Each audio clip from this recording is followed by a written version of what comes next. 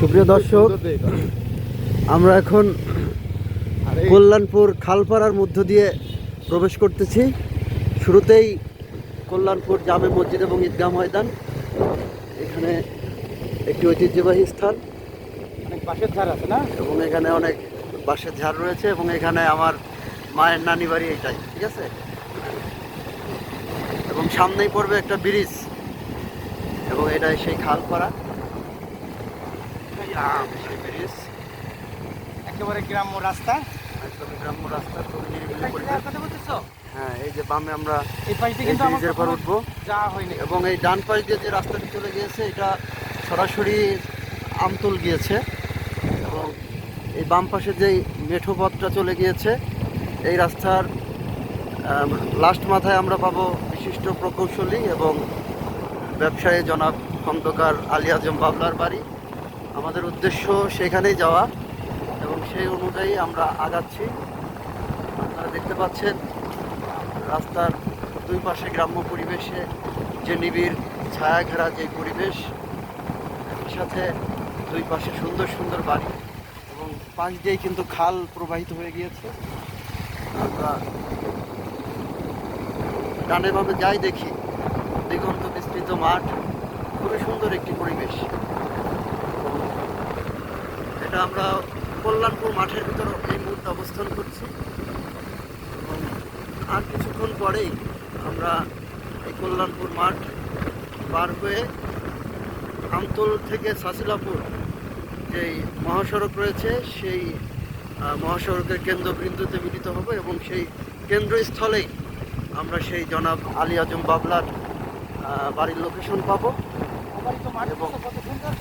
অবারিত মাঠ, যত দূর চোখ যায় শুধু মাঠ আর মাঠ, সাথে সবুজ সুন্দর ছায়া ঘেরা সেই প্রাকৃতিক পরিবেশ, সত্যি নয়নগ্রাম এবং মন জোড়ানো দৃশ্য। এই দৃশ্য কাছে থেকে অবলোকন না করলে বোঝা যাবে না। এবং আমরা এই মুহূর্তে যে বাউন্ডারিটি দেখতে পাচ্ছি, এই বাউন্ডারিটি মূলত একটি মাদ্রাসার বাউন্ডারি। এর ভিতরে একটি মাদ্রাসা রয়েছে, এবং দুঃখিত, একটি মাদ্রাসা নয়, বাড়ি, আচ্ছা বাড়ি। এবং এই যে যে বাউন্ডারিটি দেখতে পাচ্ছেন এইটাই খন্দকার আলী আজম বাবলার বাড়ি। তো আমরা বাড়ির সাইড থেকে দেখাতে চেষ্টা করছি। আমরা সোজা চলে যাই। বাড়ির দিকে একটু লোক নাও, দিতে পারো।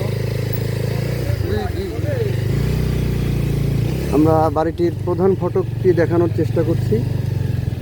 খুবই বিলাসবহুল একটি বাড়ি। বর্তমানে সেটি তার সৌন্দর্য হারিয়ে অনেকটি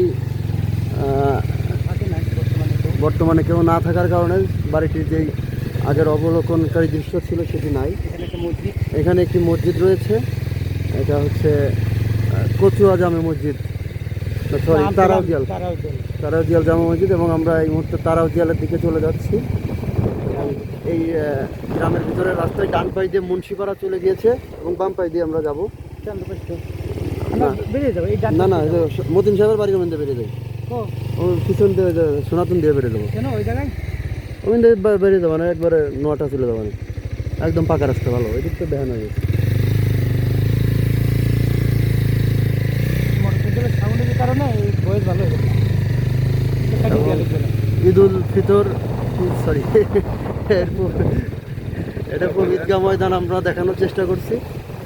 এর মধ্যে আমরা তারাউজিয়াল থেকে সোনাপুর এই পথটি বর্তমানে পিচঢালা রাস্তায় পরিণত হয়েছে সেটি দেখানোর চেষ্টা করছি। এবং একই সাথে এই এলাকার লোকজন আগে থেকেই বেশ সম্ভ্রান্ত এবং হয় বেশ উন্নত। সামনেই আমরা বিস্তৃত মাঠ দেখতে পাবো, খুবই সুন্দর একটি বট গাছ দেখা যাচ্ছে। এই পাশ দিয়ে কিছু গ্রাম্য মেঠোপথ মহাসড়কে মিলে গিয়েছে, এবং এই পাশে বাগান দেখতে পাচ্ছি।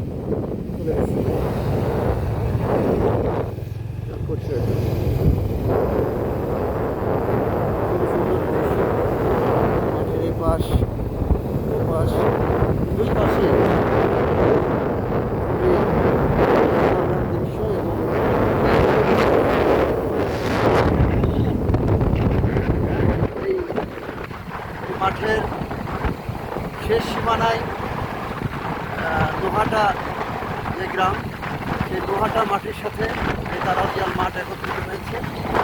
এবং এই পাশে সেই মাঠের সাথে এবং মাঝখান দিয়ে তারাজিয়াল থেকে সোনাতন্দির যেই রোড, সেটি সরাসরি পিচ ঢালা পথ দিয়ে এগিয়ে যাচ্ছে। আমরা চেষ্টা করছি যাওয়ার, খুবই সুন্দর দৃশ্য আপনাদেরকে তুলে ধরার। উপস্থিতি নাই, তবে কিন্তু সামনেই একটু কাচারি ঘর মতো আছে এবং এখান থেকে আমরা মাইল ফলকে দেখতে পেলাম সোনাতন্দি আর মাত্র 1 কিলোমিটার বাকি। আমরা সম্ভবত সোনাতন্দি গ্রামের কাছে চলে এসেছি। সোনাতন্দির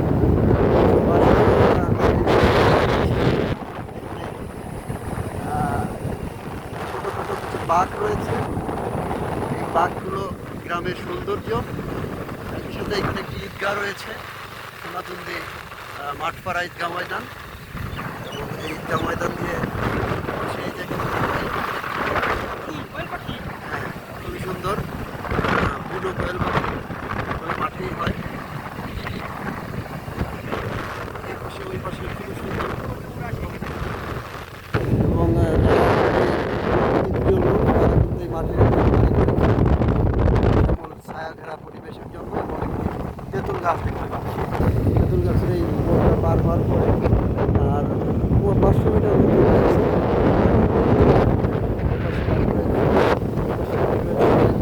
ভাইরা রয়েছে যারা দূর দূরান্ত থেকে এই সোনাতন্দি গ্রামের ভিডিও আপনারা চান, তাদের জন্যই কন্টেন্ট ক্রিয়েটর মিনারুল ইসলাম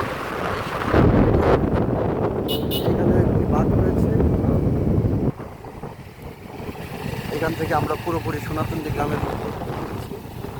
এবং এই পাশে বাড়ি রয়েছে, এই পাশে বাড়ি রয়েছে এবং এখানে একটি মসজিদ রয়েছে, খুবই সুন্দর একটি মসজিদ, সোনাতন্দি মধ্যপাড়া জামে মসজিদ। বাচ্চাদেরকে দেখতে পাচ্ছি, তারা এই পরন্ত বিকালে খেলাধুলার জন্য বল নিয়ে মাঠের দিকে যাচ্ছে।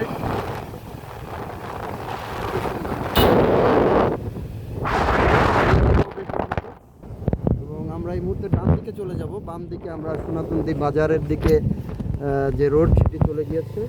এই মুহূর্তে আমরা আর সোনাতন্দি বাজারে যাব না, আমাদের পরবর্তী কোনো ভিডিওতে সোনাতন্দি বাজারের ভিডিও আপনারা পাবেন।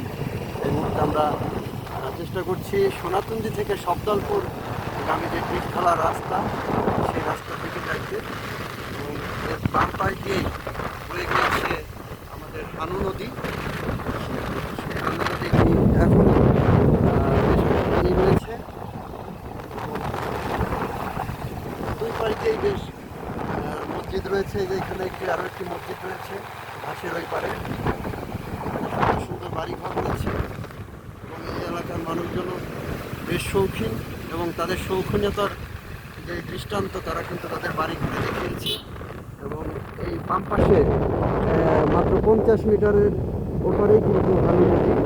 এবং এই বাম পাশে যারা বাড়িঘর রয়েছে তারা কিন্তু অনেকটাই সরকারি জায়গার উপরই রয়েছে। যারা রয়েছে তারা স্থানীয়। আমরা যাচ্ছি এবং আপনারা জানেন এই সোনাতন্দি থেকে শব্দলপুর যাইতে বাংলাদেশ সেনাবাহিনীর একজন মেজর জেনারেল অবসরপ্রাপ্ত আব্দুল মতিন, বেশ পরিচিত। সেই আব্দুল মতিন বাড়ি আমরা দেখাবো। এখানে বাম পাশে সুন্দর সুন্দর লিচু বাগান দেখতে পাচ্ছি, পেকে টসটসা হয়ে গেছে, একদম লাল। পাশেই আম গাছ, জাম গাছ, বাঁশঝাড় যেন মিলেমিশে আছে, আত্মীয় যেন কবি বন্দেয়ালি মিয়ার কবিতার ভাষা যেন মিলে যায়। এবং একই সাথে ডান পাশে আমরা সেই ঐতিহ্যবাহী সেই আব্দুল মতিন সাহেবের বাড়ি, যেই বাড়িটি অনেক জায়গা নিয়ে অবস্থিত এবং বর্তমানে সেটি পরিত্যক্ত অবস্থায় আছে। এবং স্টাইল স্মিথ সান অ্যাপারেলস লিমিটেড তথা আমতল গার্মেন্টসের নিকট ইজারা দেওয়া রয়েছে। এবং বর্তমানে জনাব ইফতেখার মতিন তথা মেজর জেনারেল অবসরপ্রাপ্ত এম এ মতিন, তিনি মারা যাওয়ার পর তার সন্তানেরা এই জায়গাটি আমতল গার্মেন্টসের নিকট বিক্রি করে দিয়েছেন। এবং এইখানে যে ভগ্নস্তূপে দাঁড়িয়ে থাকা বাড়িঘর রয়েছে সেগুলো আপাতত আমতল গার্মেন্টসের কর্মচারীরাই থাকেন। এবং ডান পাশে নোহাটা সোনাতন্দি প্রাথমিক বিদ্যালয়ের যে ফটক আপনাদেরকে দেখাচ্ছি, এটাও অনেকের স্মৃতি বিজড়িত শৈশবের স্মৃতি। এবং সামনেই আরও একটি মসজিদ রয়েছে, সেই মসজিদটি আপনাদেরকে দেখাবো। তারপর সেই দেখাচ্ছি এই যে হানু নদী, সেই সোনাতন্দি থেকে শুধু শাসিলাপুর থেকে এটা প্রবাহিত হয়ে আসছে। এবং ডান পাশে স্থানীয় যে সকল সোনাতন্দিবাসী তাদের আবাসস্থান এবং সেই মসজিদ, সোনাতন্দি মসজিদ, খুবই ছোটোখাটোর পর খুবই সুন্দর একটি মসজিদ। এবং এই পাশেই এই সোনাতন্দি থেকে কুপরিয়া মাঙনডাঙ্গা যারা এই স্থানীয় অধিবাসী রয়েছে তারা বাঁশের তৈরি এই সাঁকো নির্মাণ করেছেন। এবং সাঁকোটি বেশ সম্প্রসারিত হয়, সাইকেল মোটরসাইকেল নিয়েও কিন্তু তারা এপার থেকে ওপারে যাতায়াত করতে সক্ষম হন। এবং আমরা একসাথে দেখাচ্ছি, আপনারা দেখতে থাকুন। আমাদের আবারও আমরা অবগত করছি, কারণ আমাদের ডান পাশে রয়েছে হানু নদী এবং ডান পাশে রয়েছে স্থানীয় সোনাতন্দিবাসীদের বাসিন্দা। এবং এই ভিডিওটি আমরা নোহাটা বটতলায় শেষ করব। এবং এখানে শ্মশান সেটি কিন্তু আপনারা দেখলেন, সনাতন ধর্মাবলীদের